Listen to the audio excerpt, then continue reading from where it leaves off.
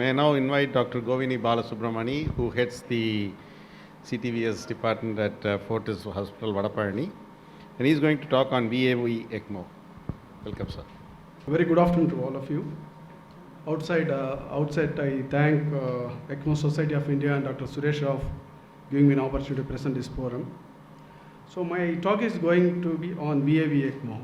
It is like talking one country with the two systems. Maintaining with the one country with the one system itself is a difficult task.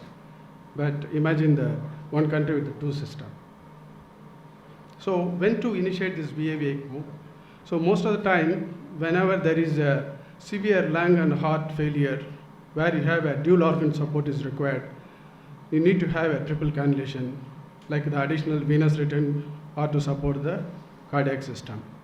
So in VAV ECMO, it's a mixture of both the VV as well as the VA, and it provides the hemodynamic as well as the respiratory support at the same time.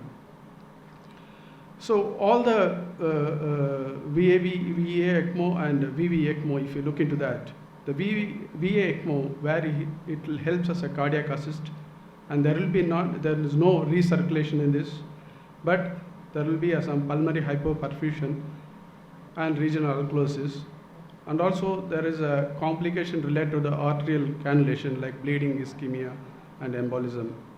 Whereas in VV ECMO, it's easy to access, but there is no risk of embolism, but there is a recirculation.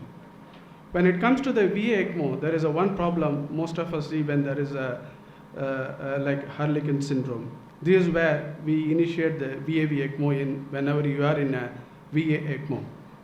Whereas in VV ECMO, when there is a cardiac issues, like they require, there is a heart failure or the need of a cardiac assistance, then we need to convert into VAV ECMO in those who are on VV ECMOs.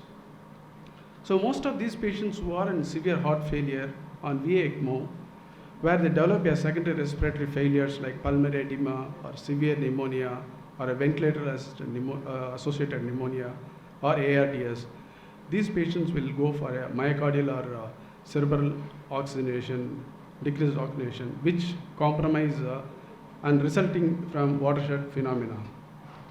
So what is Harlequin syndrome? The patient receiving a peripheral VA ECMO, there will be upper body, cerebral and coronary circulation. The hypoxia occurs because due to the compromised oxygenation. And there is something related to the cannulation as well, whereas called as a differential oxygen saturation or a two circulation syndrome, which is observed between the radial and femoral arterial blood gas. It can be as high as almost 8.8%. So the Harlequin syndrome, again called as a north-south syndrome, where the saturation of the upper part of the body is lower than that of the lower half. This is due to the flow competition in the aorta, where the recovering heart was the ECMO pump. The high cardiac output from the native recovering heart prevents the retrograde flow of ECMO to surface the upper part of the body. So if pulmonary function is impaired, it's called as a blue head, where the deoxygenated blood in the upper part and red legs, which is called the hyperoxygenated blood flow to the lower part. So this is the diaphragmatic view of it, where you can see the lower part is getting oxygenated, whereas the cerebral and then coronaries are on the upper part of the body, where you get a deoxygenated blood from the LV. There are certain things like Harlequin-like syndromes are there, where whenever there is a low flow is there, your mixing zone will be above the renal artery, where your coronaries as well as the cerebral and upper part of the body, you will have the poor oxygenated blood flow from the lung. So the mixing zone will be at the thoracic level. When you maintain with the moderate flow, your left hand, the left part of the body may be a mixed kind of zone will be there, whereas the right side it will be poorly oxygenated blood. The lower part will be normally the good hyperoxygenated blood will be flowing. So normally these kind of patients, they might have better to go for a central VA ECMO, but unfortunately you need to do a sternotomy, so that is why we'll almost go for the peripheral cannulation. So in central ECMO, VA ECMO, you can maintain both coronaries cerebral as well as the whole body with the good oxygenation. Whereas if you are in a high flow VA ECMO, there will be a mixing zone at the almost at the ascending aorta, root of the ascending aorta, where you have again the full perfusion of the coronaries will be there. So there are some few case series where the studies about the VA ECMO in case of postpartum pulmonary embolism, they successfully treated with the VAV ECMOs, but there are only a few reported cases are available, not in a big series. So these are some of the series from different countries. So coming to the cannulation, as you all know that it is like either the patient will be on VA or VV ECMO, you are going to add one more cannulation. It's like additional cannulation to them. So it is like you have to maintain a heparinization between 160 to 180 seconds. Normally there is whenever you have a common femoral vein, cannulation around 21 to 23 French, and IJV cannulation will be 15 to 17 French, and femoral artery will be 17 to 19.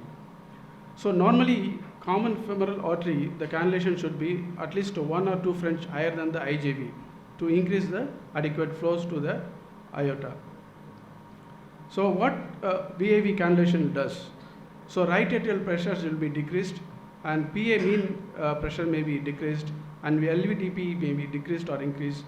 Systolic blood pressure will be increased, and vasopressor dose will be decreased, and inotropic also dose will be decreased in a longer time period. So whenever the patients who are on VA ECMO, VV ECMO, so you have to add an additional cannula into the femoral artery, where you have to connect the you have to make a Y connector, and one into the your IJV and other one into the femoral artery. So there will be occluder device which has been placed in the IJV. Why this occluder device is? Because normally the more flow towards the internal jugular vein will be there whenever you initiate the VAV ECMO.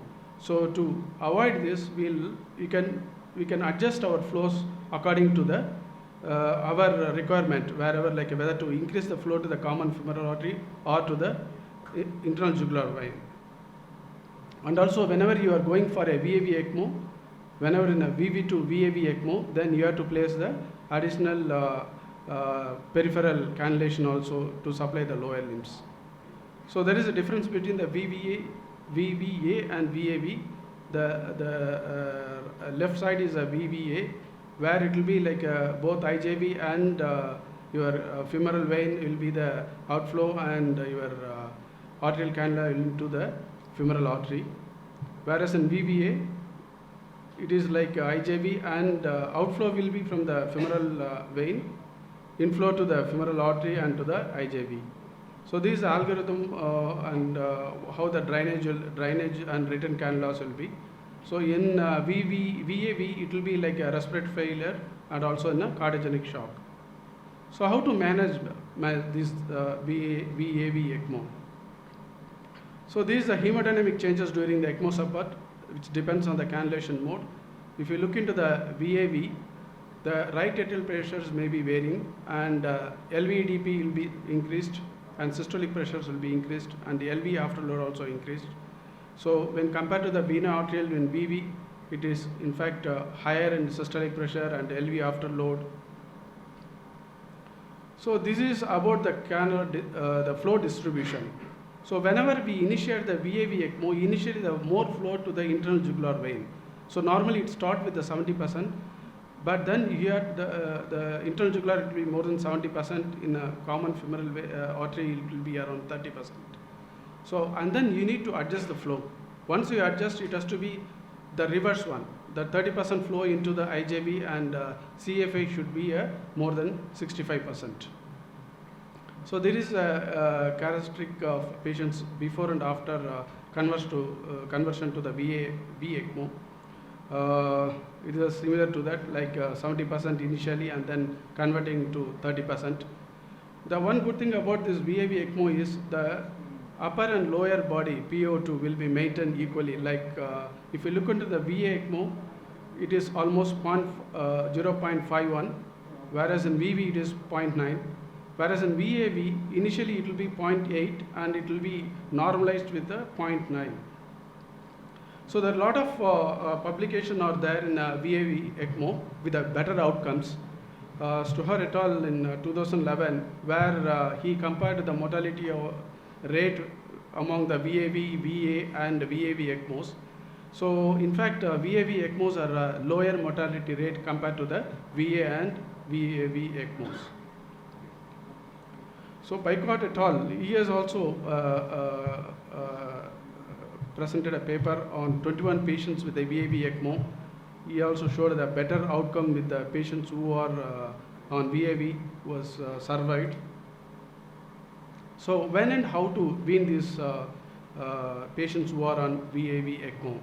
So normally in two scenarios we'll place the VAV ECMO. One is the Harlequin syndrome and also in a cardiac decompensation like a VV ECMOs. So normally whenever you develop a Harlequin syndrome on VA ECMO, so you will convert into VAV ECMO and assess the RV. If RV is distended, and then you have to see whether still the Harlequin syndrome is present or not. If it is positive, then you switch over to the subclavian or axillary anti-gate perfusion. If it is not, then you decrease the IJV flow by 10% and re-evaluate every 12 hours. And if it is Harlequin is negative, then convert back to the VA echo configuration and then wean off from the ECMO. If RV distance is not there, CVP is maintaining, RVD is at the base is less than 42, PA pressure is a controllable situation, and lactate levels are less than 2.